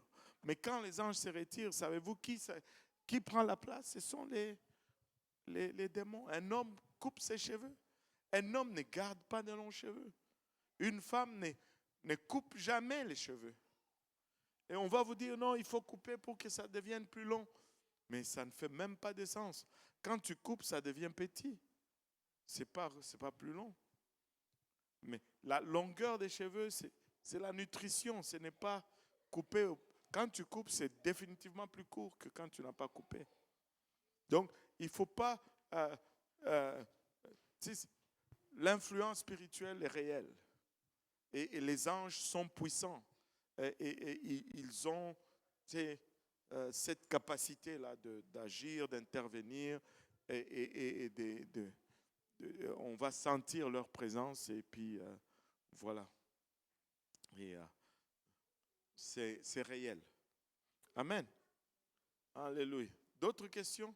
Ça, ce sont déjà des questions qui soulèvent d'autres questions. Hein? Est-ce qu'il y a d'autres questions? Je savais que ça allait soulever. Non, j'avais une question, en fait. Oui. Mais ça a prouvé même de la semaine passée, même. Vous avez parlé de Romains 9:10. Oui. Vous avez expliqué que c'était adressé aux bien-aimés de l'Église. Oui. Mais je voudrais juste une explication un peu de Jean 3:16, en fait, un peu. Et OK. pourquoi là je veux dire trinitarien, mais pourquoi il parle de prière de foi, je sais pas, avec Ok, Jean 3,16 dit quoi? Jean 3,16, qu'est-ce que Jean 3,16 dit? Ça, tout le monde devait savoir là. Lisez-le, lisez.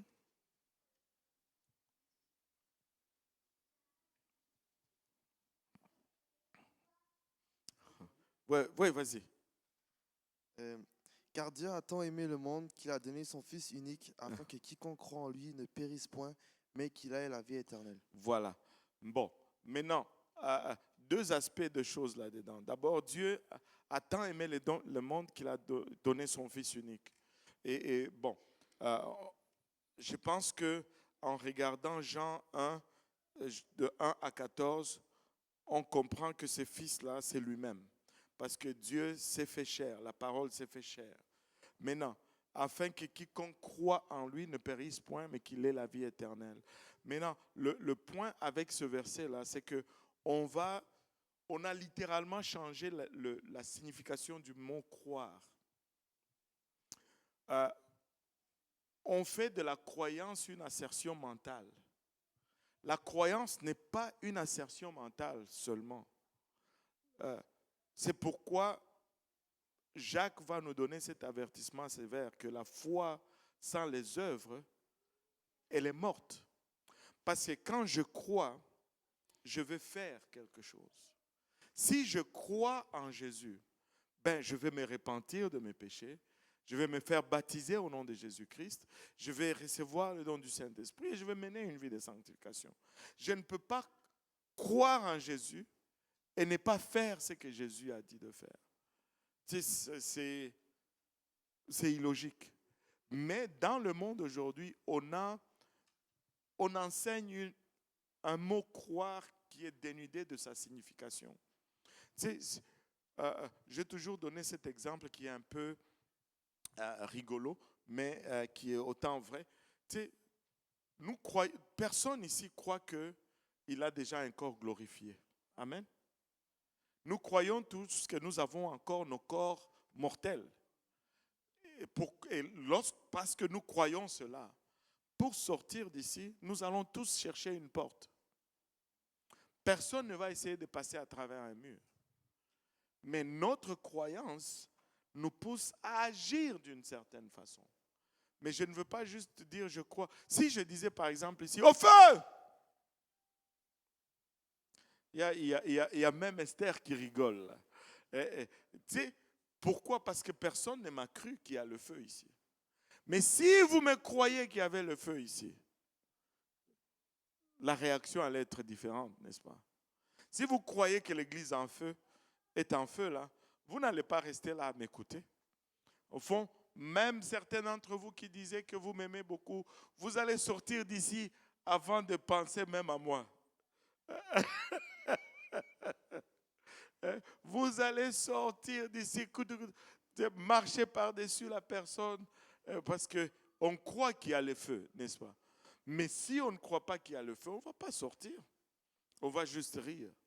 Et quand la parole de Dieu dit que Dieu, afin que quiconque croit en lui, ce n'est pas juste, ouais, je crois, mais bon, puis ça va, je vais qu'à mes occupations. Non, ce n'est pas ce genre de croyance-là.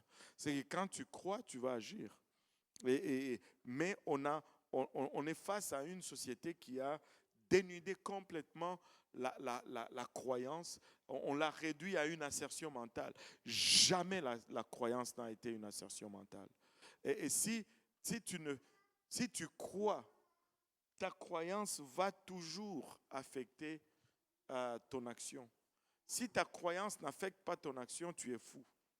Enfin, on dit, c'est la folie au fait.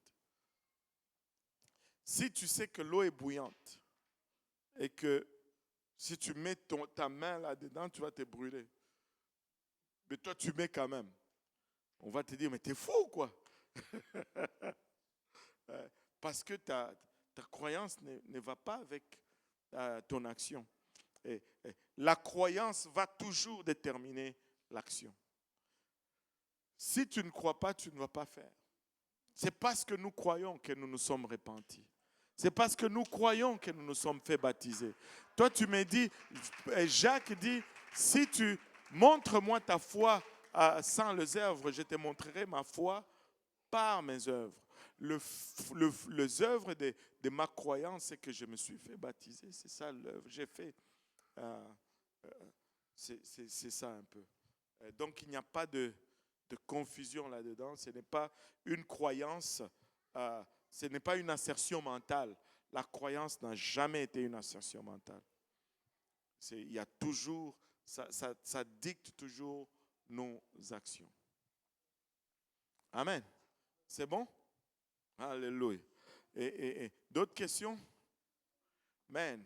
Je pensais que vous alliez avoir pitié de moi vu qu'on m'a pressé comme un citron à l'île du Prince-Édouard, mais aïe, aïe, aïe, vous êtes féroce. Pas de pitié. Alléluia. Ben, on va conclure là pour aujourd'hui. Amen. Et on va revenir le dimanche, pas le dimanche, le lundi prochain. On va continuer, on va voir la naissance du Seigneur Jésus-Christ. Vous voulez être là. On va commencer à rentrer dans plus on y va, plus on va adresser des versets qui parlent de la nature de Dieu. Parce que là, il est en train de venir. Il est en train de venir revêtir de la chair. On va voir que celui qui a revêtu de la chair n'est nul autre que le Jéhovah ou le Yahweh de l'Ancien Testament qui est venu pour nous sauver. Il n'y a qu'un seul Dieu. Écoute Israël, l'Éternel, notre Dieu, est le seul éternel. Il n'y en a pas Dieu. Et vous savez qu'est-ce qui faisait la différence entre Israël avec tous les autres peuples autour de lui? C'est qu'il croyait qu'il n'y a qu'un seul Dieu. Vous savez qu'est-ce qui va faire la différence entre nous avec tous les autres soi-disant chrétiens? C'est que nous croyons qu'il n'y a qu'un seul Dieu. Amen. Alléluia. Le doyen va donc prier pour nous conclure aujourd'hui. Il peut au moins prier. Il n'a pas voulu enseigner. Aïe, aïe, aïe, doyen.